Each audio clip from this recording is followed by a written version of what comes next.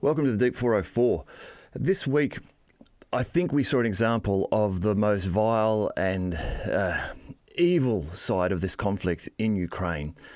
American US Secretary of State Tony Blinken gave an interview to Reuters, and I just want to read a little bit from the Reuters news source about this.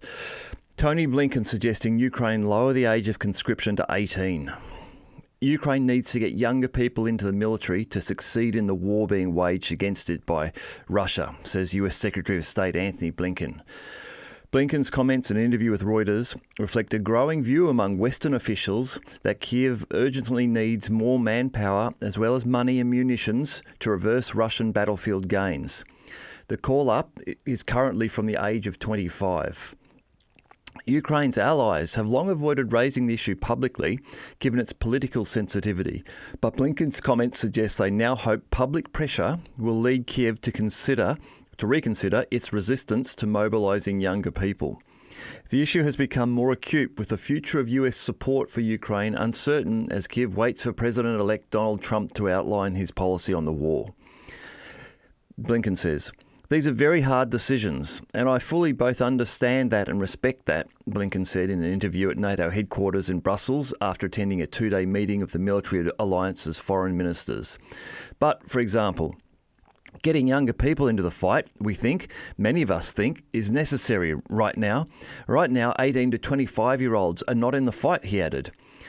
Without mentioning a particular age group, NATO Chief Mark Rutte voiced the same general view. "We have to make sure, obviously, that enough people are available within Ukraine," Rutte told supporters. "We need probably more people to move to the front line." If you just sit back for a second and think about this, imagine yourself being a parent in Ukraine, and you've got a son who's age 17 or 18, a teenager or 19, and hearing this sort of talk, and understanding, knowing that the war is lost. We already have seen internal reporting from Ukraine that 64% of the population believes that the war should stop. They don't want Zelensky back as a president ever. If an election is held, they won't vote for him. So the people of Ukraine know that this war is just killing their youth. And now you've got someone like Tony Blinken, someone from the US who has no skin in this game. If Russia wins in Ukraine, there's no threat to the United States. Russia's not coming to the United States next. There's no threat for Tony Blinken's children. But he's happy to suggest that the Ukrainians should reduce the age of conscription from 25 to 18. Now, you will have all seen the multitude of videos of the Ukrainian conscription forces driving around town in vans, grabbing guys off buses, off the street, and just punching them into the back of the van to send them off to the front line. And as we've discussed recently, getting sent to the front line is being sent to a meat grinder in many instances. People being sent into Kursk, into the areas around Pokrovsk, where, again, today a pocket has just fallen around Kharkova, where some of the Ukrainians, it appears, have managed to escape at the last moment, but many of them won't have. The idea of, in this fight, which is a proxy fight between the West and US, to gain control over Ukraine's resources in the east of Ukraine that BlackRock and Vanguard own, this is horribly cynical and cruel for them to suggest that Ukraine should be considering putting more of its young men into the conflict. In all honesty, if you wanted to destroy a nation, if you wanted to destroy Ukraine, I don't think you could think up a better approach than what the Americans and the West have done here.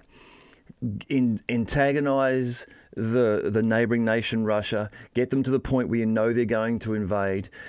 When the Ukrainians try to negotiate, send Boris Johnson in, step in and say, "No, that's not going to happen. Here, we'll support you all the way to the end. We'll give you everything you need to beat Russia." Then drip feed them supplies so that you can slowly build up your manufacturing of your own industrial war machine. Not really ever wanting Ukraine to win, simply wanting Russia to lose, having no concern for Ukraine, seeing Ukraine as a resource you can use against Russia, and having zero concern for the youth and future of the nation, which is clearly on display with Blinken's comments here. I don't think that anyone with any sort of true moral fibre or empathy could suggest such a thing, particularly as Blinken has done it on a global stage here, and Mark Rutte much the same, suggesting the same sort of thing. What sort of person really, for their own benefit, because that's all this is for, is keeping them ideally in power or making money, suggests that a nation should send its youngsters, its teenagers, to face certain death for many of them? It's just cruel, horrible. So that's what I think about Blinken's comments this week. Some other information coming out of Ukraine. So this is coming out of a Ukrainian Telegram channel, which I found to be reliable. One of the comments they talk about today on the topic of mobilization, they're suggesting that the Ukrainian armed forces brigades are 30 to 40% understaffed. Now, they're understaffed for good reason. They're understaffed because they've been battling the Russians for 3 years with no demobilization, with limited rotation. They have lost many of their men killed and wounded already, and they are struggling to mobilise more. And this is why Blinken's suggesting you should send your young guys in there, because we need you to keep fighting, because if you don't keep fighting, we can't keep sending you weapons and supplies, and if we can't do that, we can't then get money from our taxpayers to go back to our masters in the industrial military complex and to support BlackRock and Vanguard and the likes of that. They go on to say, and all of Zelensky's statements about 10 new brigades are not true. The mobilisation plan has completely failed, and the situation has become worse in the spring of 2024 when the law had not yet been adopted.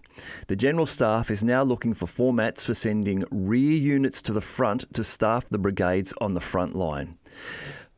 If this happens, if Ukraine reaches a point where they start sending the rear units, pulling them from the rear and sending them to the front, then the collapse we're seeing in the Donbass area around Donetsk will accelerate. These rear units aren't just sitting on their asses doing nothing. They're there protecting supply lines, they're preparing and repairing equipment, they're assisting logistics, they're training, they're developing fortifications to allow fallback to reinforced locations. Once you reach the position where you're pulling them away from those duties to go to the front line, then the frontline forces will start to crumble because they're no longer supported in the way that they should be. So the ability of the front line to operate will just degrade. So this is bad news. On the topic of defences being developed, yesterday I saw online some footage of Russian FPV drone strike attacks, not against tanks, but against diggers. Big diggers in the rear areas behind Pokrovsk, I believe, building fortifications there. And it was a great example, I think, of just how late the Ukrainians have left the development of these fortifications. If these FPV drones, which don't operate a great distance behind the front lines, are now able to pick off the diggers, which are still actively trying to dig fortifications for you, then you've got real problems. Another article from this Ukrainian channel, and this is to do with this announcement of the new missile UAV that Zelensky has spoken about. Here's a picture of Zelensky and Syrsky standing in front of them. They are a rocket-powered drone. Reporting suggested that they could travel up to 700 kilometres an hour and they can travel over 700 kilometres distance. From the internal Ukrainian source, they are suggesting that this new missile can actually fly between 300 and 400 kilometres. Everything else is an exaggerated figure, as is the speed. They are shot down by air defence systems. 90% of it consists of foreign components. The price of the toy is about $1 million each.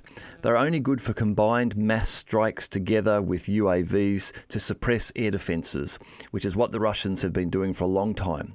Currently, Ukraine produces about 40 such missiles per month. Of course, they will increase production, but it is a question of money. This technology has been known for a long time. There is nothing new here. And I think that this is a far more real assessment of the capabilities of these rocket-powered drones. As I was saying, they are not something that's going to be a game changer. They're not producing enough of a explosive impact or capable enough to be avoiding Russian air defense systems to target any major sort of centres. They are going to be sent up in large numbers to try to just overwhelm air defense, to then maybe allow something like an ATACMS or a Storm Shadow through. We haven't seen any Storm Shadow strikes or ATACMS strikes for about a fortnight now. I did report earlier that the suggestions were that the Oreshnik missile strike on the Yuzhmaz factory, or missile production factory in Dnipro, may actually have been targeted there because that was the storage site for the French Scalp and British Storm Shadow missiles. Now, while I can't confirm that, it may be the case, since we haven't seen Storm Shadow and Scalp strikes since that attack. Further, one more item just coming out of Ukraine, out of the one of these Telegram channels. Here, on a different topic, they're talking about the recent yesterday visit by the head of the presidential office, Andriy Yermak, to the United States. When he was there, he met with a number of Republican senators. He met with some of the members of the current Democratic Party there. He also met, interestingly, with some of the team for President Trump who are likely to come into power in January. What they've said about this here was, the real meeting with the Trumpists was a cold shower for Yermak, who was invited alone to this closed meeting. He was told many scenarios that await Ukraine and Zelensky personally if they continue their game of disrupting Trump's initiatives, playing along with the Democrats. In fact, Yermak was simply a subordinate there who was burdened by his superiors. After the meeting, Yermak came out as if after a good shake-up and was in a kind of prostration for some time. Remember, these are translated from Ukrainian, but I think you get the idea. He was silent and withdrawn, probably thinking about everything he heard. Our source reports that Yermak was hinted in the US that if they continue to play Trump on a dare and flirt with the Democrats, and especially leak information about the negotiations, as in 2020, then Trump may declare that he does not consider Zelensky a legitimate president since his term of office has expired, as well as the same for the Verkhovna Rada of Ukraine, which is the Parliament of Ukraine, whose term of legitimacy has also expired. And this will become checkmate for Zelensky.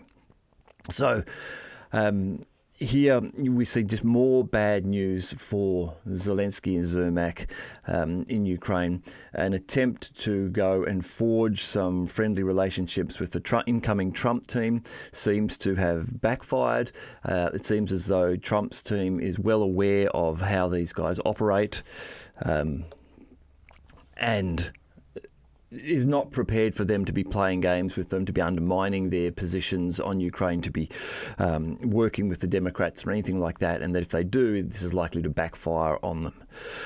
All right, just a quick one this morning. If I get some time later today, I might do a brief show on what's happening in Syria. Obviously, things there are deteriorating for Assad's forces. As of this morning, it is sounding more and more likely that he runs the risk of losing access to all of his ports.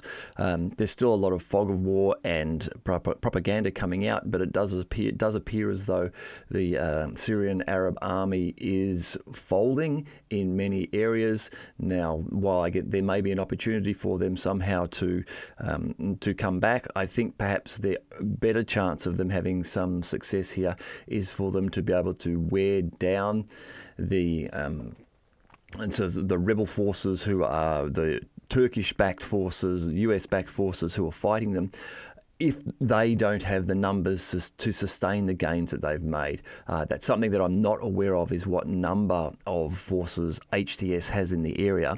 But if it isn't a significant number, then the Syrian Arab army may be able to overcome them with time and push them back. There was an announcement overnight where President Erdogan of Turkey has pretty much confirmed that he's been supporting this, and there's a lot of people suggesting that it really is Turkey who is driving and directing this. Turkey, always in the middle of these things. Obviously, Russia is in support of Syria, and so you now have Russian aircraft, Russian Air Force assisting in striking the HTS forces and their supporters, which in effect puts them by proxy in conflict with Turkey. Turkey, an interesting one, a NATO nation. Some of the groups that it is supporting are reportedly in conflict with other forces on the ground in Syria who are supported by the CIA. So in effect, you have Turkey, a NATO nation, in proxy conflict with the United States, a NATO nation. All of these things, leading to the pressures within NATO, which is starting to create cracks within that organisation. Turkey talking about wanting to enter BRICS. I think that given its position geographically, just near Georgia, where it is, bordering the Black Sea with Russia, that Turkey will become a crucial point in what happens both in the Middle East and in Ukraine in the coming months. And if Turkey makes a firm decision to go one way or the other, that will have a major influence on the outcome. Remember that Turkey reportedly could stand up an army of about 2 million men in very short order if it needed to, and it controls the Bosphorus, the exit point or entry point into the Black Sea. So if they were to side with Russia, Russia has unfettered access through the Black Sea, no problems there, and a 2 million man army which is joined on their side in terms of the conflict in the Middle East.